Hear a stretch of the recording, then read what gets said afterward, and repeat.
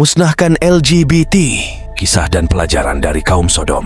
Assalamualaikum warahmatullahi wabarakatuh. Sahabat setia Islamic Insights yang budiman, ente like dan subscribe, Ana doakan masuk surga. Di kesempatan kali ini, kita membahas topik yang sensitif namun penting, yaitu LGBT dalam pandangan Islam. LGBT, singkatan dari lesbian, gay, biseksual, dan transgender, merupakan golongan dengan orientasi seksual dan gender yang berbeda. Namun, dalam pandangan Islam, mereka dianggap melakukan penyimpangan seksual yang bertentangan dengan ajaran agama.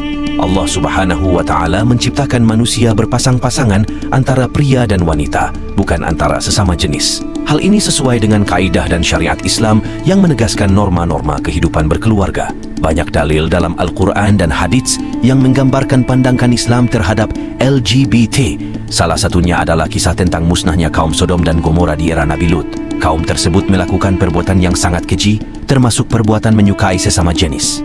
Berikut beberapa dalil tentang LGBT, perilaku yang dianggap sangat menyimpang dalam agama Islam.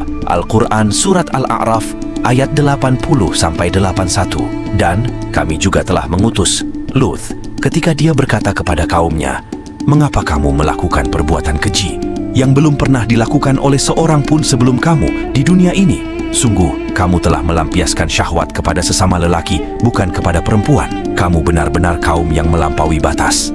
Al-Quran Surat Al-Hijr ayat 73-76. Maka mereka dibinasakan oleh suara keras yang mengguntur ketika matahari akan terbit. Maka kami jungkir balikkan negeri itu, dan kami hujani mereka dengan batu dari tanah yang keras.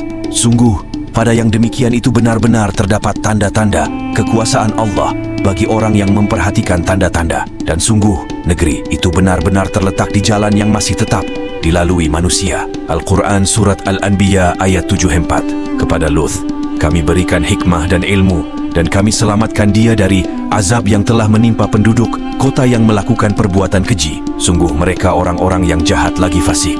Al-Quran Surat Al-Ankabut ayat 28. Dan ingatlah ketika Luth berkata kepada kaumnya, "Kamu benar-benar melakukan perbuatan yang sangat keji, homoseksual, yang belum pernah dilakukan oleh seorang pun dari umat-umat sebelum kamu." Adapun beberapa hadis tentang kaum Luth, LGBT, telah menceritakan kepadaku Malik bahwasanya ia pernah bertanya Ibnu Syihab tentang orang yang melakukan perbuatan kaum Nabi Luth. Dia menjawab, dia harus dirajam baik sudah menikah ataupun belum. Hadis riwayat Malik. Rasulullah Shallallahu Alaihi Wasallam bersabda, "Sesungguhnya sesuatu yang paling aku khawatirkan dari umatku adalah perbuatan kaum Luth."